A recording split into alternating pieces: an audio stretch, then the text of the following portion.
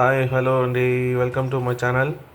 ఈరోజు మార్నింగ్ బ్రేక్ఫాస్ట్కి కారం చట్నీ చేస్తానంటుంది మా మిస్సెస్. అది ఎలా తయారు చేయాలనేదో చూసేద్దామా. ముందుగా మనం తీసుకోవాల్సింది 4 టమాటాలు, 2 ఆనియన్స్, కొన్ని తెల్లగడ్డలు, అల్లం కొంచెం చిన్న ముక్క అన్నమాట. దీన్ని ఎల్లిపాయలు అంటారు, తెల్లగడ్డ అంటారు, వెల్లుల్లి అంటారు, ఏదైనా అంటారు.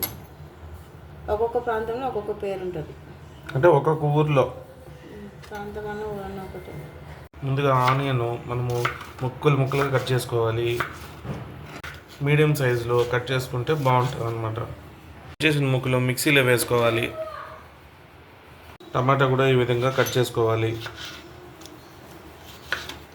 టమాటా ముక్కలు కట్ చేసినట్టువి మిక్సీలో వేసుకోవాలి.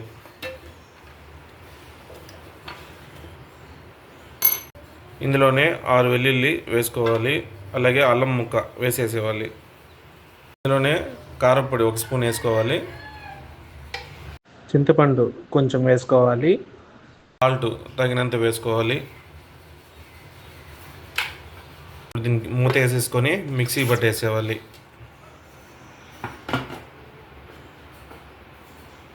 మిక్సీ కొట్టుకోవాలి. మెత్తగా కొట్టుకోవాలి. స్టవ్ వెలిగించుకోవాలి.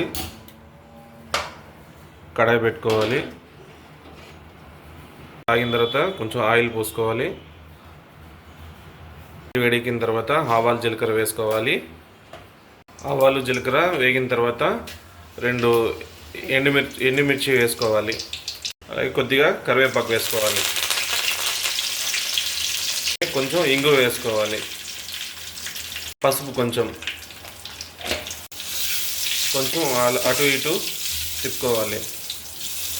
ఇవి వేగిన తర్వాత మిక్సీ కొట్టుకున్నాము కదా, అవి అందులో వేసేసుకోవాలి.